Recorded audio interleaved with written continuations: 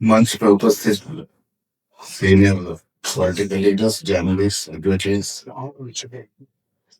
Organisers, आप सभी लोगों का नमस्ते। मैं ये बोल के शुरू करता हूँ कि हिंदुस्तान सबका है। हिंदुस्तान में जितना हिंदू का हक है उतना ही मुस्लिम का हक है, जितना मुस्लिम का हक है उतना ही सिख का हक है, जितना सिख का उतना ही क्रिश्चियन का। सबका एक ही वोट। कोई ये सोच के चलते हैं हिंदुस्तान एक मजहब का है या भविष्य में एक मजहब का करेंगे, कोई अगर ऐसा सोचता है वो बेवकूफ है। हिंदुस्तान सबका है, सबका रहेगा। और आज का मेन बेल के बारे में चर्चा की यहाँ बुलाई गई है। Bail is the rule, jail is exception. वकील साहब बोले कि रिवर्स हो गया आज, फंडामेंटल राइट को छीनी गई है। बहुत सारे मासूम लोग बेल मिलते मिलते सजा काट ले रहे हैं, सालों भर जेल में रहते हैं, गुनाहगार साबित हुए बगैर ही पनिशमेंट ले रहे हैं, सालों भर जेल में रह रहे हैं। फंडामेंटल राइट को डिबेट हो रही है। इनोसेंट अंटिल प्रूवन गिल्टी, तो गिल्टी प्रूव होता है तब तक इनोसेंट ही है, लेकिन वो इनोसेंट को बेल मिलते मिलते सालों भर पनिशमेंट खानी पड़ती है। एक आदमी अगर जेल जाता है, उनके पीछे अनसीन लोग भी पनिशमेंट खाते हैं। पेरेंट जेल गए तो बच्चे पनिशमेंट खाते हैं, बच्चे जेल गए तो बुढ़ापे में पेरेंट्स पनिशमेंट खाते हैं। बगैर कोई गुनाह के पनिशमेंट खाते इस देश में चल रही है। हमारे कोदन राम साहब लिए, जिसमें उमर गली से लेके अतर खान तक 11 लोग आज जेल में हैं। उनकी रिहा के लिए सब लोग हम प्रयास करेंगे। चंद बातें पॉलिटिकली बात करना है। आज की भाजपा सरकार केंद्र में मोदी और अमित शाह पावर सेंट्रिक राजनीति कर रहे हैं। इंडिया के इतिहास में हम देखे हैं पद छोड़े से लोग, अच्छे काम के लिए पद त्याग करे से लोग को देखे, लेकिन पद में रहने के लिए क्या नहीं कर रहे आज। परमानेंट गद्दे में रहने के लिए जो करना है वो सब गुनहगार कर रहे हैं। Modi and Amit Shah can go to any extent to retain in power. ये सिलसिला चल रहा है। देश की रची हुई इतिहास को बदलना चाहते हैं, कॉन्स्टिट्यूशन को बदलना चाहते हैं, मनवाद कॉन्स्टिट्यूशन को लाना चाहते हैं, नेहरू गांधी को बुलाना चाहते हैं, नेहरू जैसा विजनरी लीडर को, उनकी हिस्ट्री को कलंकित करना चाह रहे हैं। गांधी जी को बुलाने के लिए आज मनरेगा के नाम से गांधी जी के नाम को हटाया जा रहा है। सत्ता में रहने के लिए जो काम नहीं करना वो हर काम करते हुए राजनीति चला गए। 2014 में मोदी जी श्री राम के नाम पे सरकार में आए, हिंदू मुस्लिम के बीच में गैप को बढ़ाते हुए हिंदू वोट को पोलराइज करते हुए सत्ता में आए। चलो 2014 में श्री राम जी के नाम पे सत्ता में आए, 12 साल हो गए, 12 साल हुकूमत में थे। आज भी 12 साल करे सो कामा बोल के सत्ता में आना नहीं चाहते। आज भी श्री राम जी की, हनुमान जी की प्रयास से ही सत्ता में आना चाहते। हिंदू मुस्लिम को डिवाइड करके मुस्लिम के ऊपर डिब्बे डाल के अपनी राजनीति करना चाहते। इसकी कांग्रेस पार्टी सख्त खिलाफ था। कांग्रेस पार्टी की निर्माण में बुनियाद में सेक्युलरिज्म है। आज प्रियांबल का सेक्युलरिज्म वर्ड को हटाना चाहती है बीजेपी।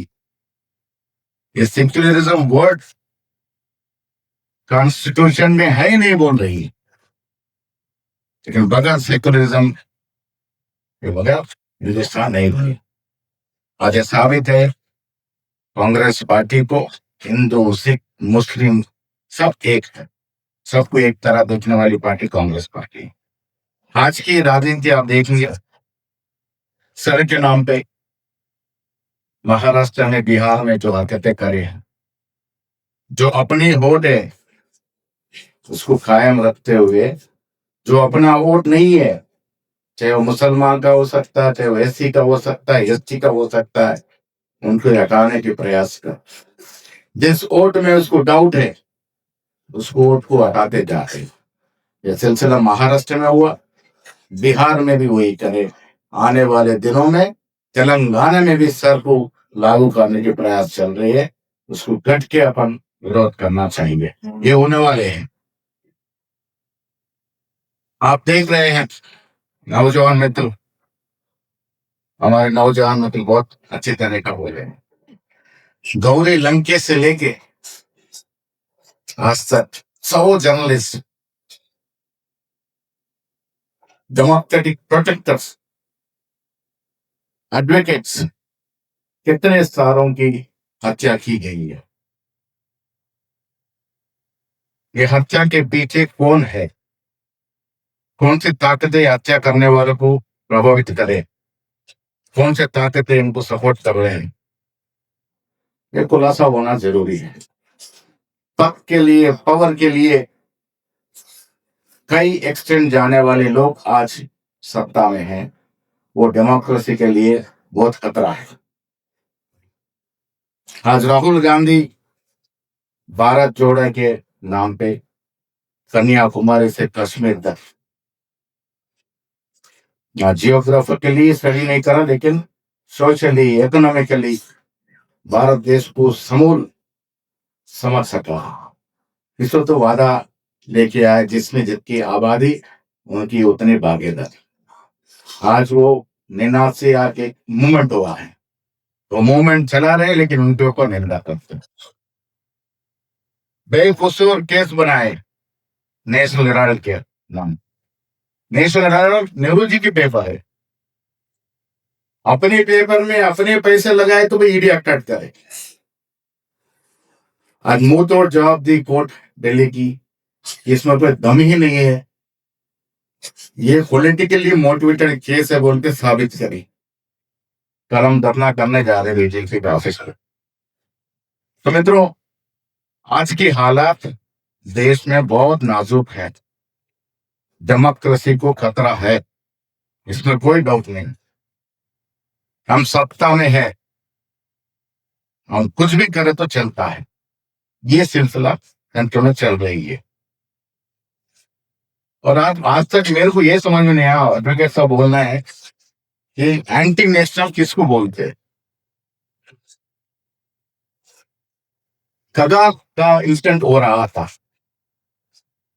नक्सल्स को मारने का कगार में इंसिडेंट हो रहा है, सीपीए वाले एक राउंड टेबल कॉन्फ्रेंस बोला है। मैं वहां ये बोला कि कगार में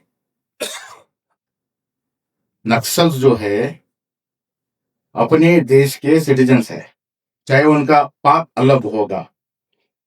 जब आप पाकिस्तान से युद्ध कर रहे हैं और ट्रंप के बोलने से सीज फायर कर दिए, युद्ध को स्टॉप कर दिए, और कगार में जो नक्सल्स वेपन्स ले डाउन करके सरेंडर होना चाहते हैं तो उनको सीज फायर नहीं करते।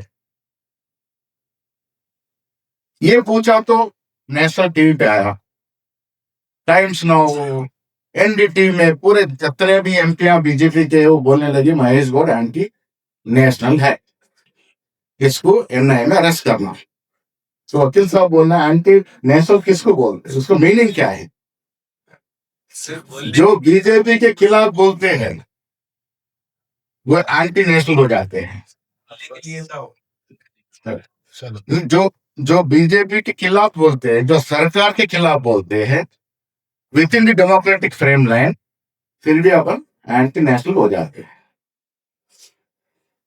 ईडी, सीबीआई, आज इलेक्शन कमीशन ऑफ इंडिया, ये democratic independent association sir, organisation sir. आज पूरे बीजेपी के फ्रंटल ऑर्गेनाइजेशन बने।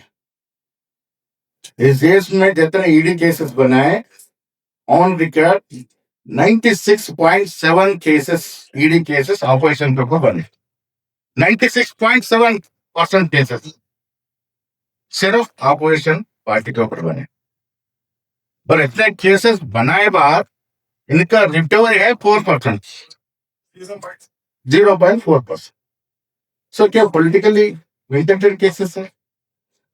आज election commission of India, Rahul Gandhi पूछते हैं किसने गलतियां हुए हैं, तो इलेक्शन कमीशन बोलते हैं कि जैसा कि बीजेपी के फ्रंट लाइन सब एक राहुल गांधी के ऊपर रिवर्स अटैक कर रहे हैं। तो डेमोक्रेसी बचा ही नहीं इस देश में। ये राउंड टेबल, ये कॉन्फ्रेंस जो आप कर रहे हैं, ऐसे कॉन्फ्रेंस बहुत जरूरी है। कांग्रेस पार्टी आपके साथ है। जो भी इनोसेंट लोग जेल में हैं, उनको बाहर लाना जरूरी है। कोर्ट्स में बदलाव आना है, बेल की प्रक्रिया स्पीड अप करना है, कोर्ट सिस्टम को बदलना है। गुनहगार जो इनोसेंट लोग हैं, विदाउट एनी मिस्टेक जेल में सड़ रहे हैं, उन लोगों को बाहर लाना है। ऐसे अवेयरनेस कैंप्स ज्यादा से ज्यादा होना है। इस देश में अपना फंडामेंटल राइट है, फ्रीडम ऑफ स्पीच है, डट के लड़ेंगे। कांग्रेस पार्टी सेक्युलर पार्टी है, हमेशा आपके साथ देगी। आने वाले दिनों में जहां भी ऐसे मीटिंग होते हैं, हमारे कांग्रेस लीडरशिप पार्टिसिपेट करेंगे, आपके साथ रहेंगे। और इस ऑर्गेनाइजेशन को हमने जो भी आज मीटिंग करे हैं, सबका मैं धन्यवाद करता हूँ। जोगेंद्र यादव जी फोन कर रहे थे, इम्पोर्टेंट मीटिंग है, आपको जाना है। तो कल आने का तो मैं फ्लाइट्स पूरे कैंसिल थे। आज इवनिंग 4:30 को आते मैं फोन करके बोला मीटिंग में जरूर आ रहा हूँ। तो ऐसे मीटिंग में पार्टिसिपेट करना भी एक भाग्यवान कार्यक्रम है। लोगों को चेतावनी करने का, ऐसे प्लेटफॉर्म में बात करके अलर्ट करने का मौका मिलना ही बड़ी बात है। उनके लिए मैं शुक्रिया देता हूँ। Thank you very much.